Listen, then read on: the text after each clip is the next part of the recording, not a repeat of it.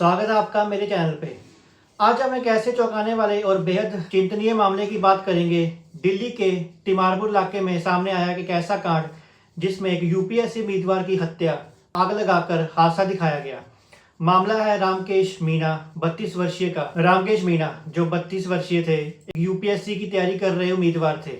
उनकी मित्र और साथी थी अमृता चौहान जो कि 21 वर्षीय थी, एक फॉरेंसिक साइंस की छात्रा। दोनों का संबंध कुछ समय पहले ही बना था और मीडिया रिपोर्ट के अनुसार उन्होंने लिविंग ग्रुप के साथ रहना शुरू कर दिया था। दूसरी ओर अमृता का पूर्व साथी था सुमित कश्यप 27 वर्षीय जो गैस सिलेंडर वितरण का कार्य करता था। इनके साथ उनका मित्र संदीप कुमार जो कि 29 वर्षीय था, वो भी साजिश में शामिल पाया गया है। मीडिया के मुताबिक प्रेम रिश्ते की शुरुआत ऑफिस इंटरव्यू के बाद हुई थी और अगस्त तक दोनों ने दिल्ली के तिमारपुर इलाके में एक फ्लैट में साथ रहने लग गए थे। 6 अक्टूबर 2025 रिपोर्ट्स के अनुसार को सुबह दिल्ली के उत्तर क्षेत्र तिमारपुर इलाके में एक चौथे मंजिल के फ्लैट में जोरदार आग लगी।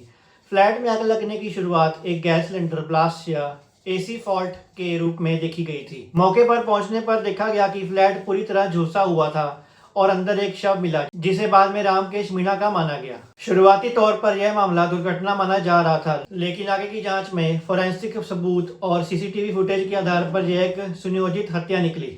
पुलिस के अनुसार मुख्य मोटिव था कि रामकेश ने अमृता की निजी वीडियो फोटोज के अनुमति के बिना रिकॉर्ड की थी और एक हार्ड डिस्क पर स्टोर कर रखी थी। अमृता ने बार बार इसे डिलीट करने के लिए कहा, लेकिन उसने इनकार किया। इसके बाद अमृता ने सुमित एवं संदीप को साथ लेकर प्लान बनाया। इस प्लान में शामिल था रामकेश को उसके फ्लैट में बुलाना, उसे नियंत्रण में लेना, हार्ड डिस्क खोजने की कोशिश करना और अंततः उसकी हत्या कर देना।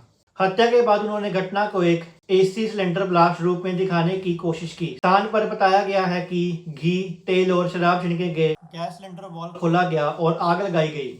जांच में सामने आया कि अपराधियों ने बहुत चालाकी से योजना बनाई थी। उदाहरण के लिए फ्लैट में दाखिल हुए मास्क्ड 2 व्यक्ति सीसीटीवी फुटेज में दिखे। अमृता ने फोरेंसिक साइंस की पढ़ाई की थी। पुलिस का मानना है कि उसने अपने एकेडमिक ज्ञान का उपयोग करके साक्ष्यों को मिटाने की रणनीति बनाई थी। उन्होंने घी, तेल और शराब से शरीर पर आग जल्दी फैलाने की कोशिश की और गैस सिलेंडर वॉल्व खोलकर फ्लैट में गैस भराई। इसके बाद उन्होंने फ्लैट के मुख्य द्वार या नेट गेट को अंदर से लॉक कर घटना को एक्सीडेंट जैसा दिखाया। पुलिस ने कहा कि अगर शुरुआत में उन्हें लगा कि यह दुर्घटना है, लेकिन फोरेंसिक अध्ययन के संकेत दिए कि यह एक जानबूझकर हत्या थी। जब पुलिस ने इलाके के CCTV, mobile location data, call logs और फोरेंसिक सैंपल विश्लेषण किए तो उन्हें कई संकेत मिले। 2 मास्कधारी व्यक्ति फ्लैट में दाखिल हुए थे। बाद में एक महिला और एक पुरुष निकलते देखे। अमृता का फोन घटना के बाद बंद हो गया था। पुलिस ने उसकी लोकेशन ट्रेस की।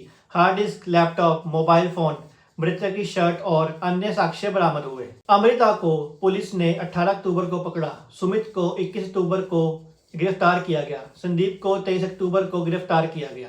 इन आरोपियों के खिलाफ हत्या, साजिश, साक्ष्य नष्ट करने आदि की धारा तहत मामला दर्ज किया गया है। लेटेस्ट रिपोर्ट के अनुसार हार्ड डिस्क पर कम से कम 15 अन्य महिलाओं की निजी वीडियो, फोटो पाई गई हैं। ये इस मामले को सिर्फ रिश्ते में विवाद तक सीमित नहीं बल्कि एक साइबर सेक्सुअल प्रकरण की तरफ संकेत करती है। हालांकि अन्य महिलाओं की ओर से कोई शिकायत दर्ज नहीं की है। पुलिस ने कहा कि इस पर आगे की जांच जारी है। अमृता के परिवार ने जुलाई 2024 में एक अखबार विज्ञापन के माध्यम से उसे परिवार से अलग कर लिया था। यह पुलिस को साजिश के दृष्टिकोण से महत्वपूर्ण मिला है।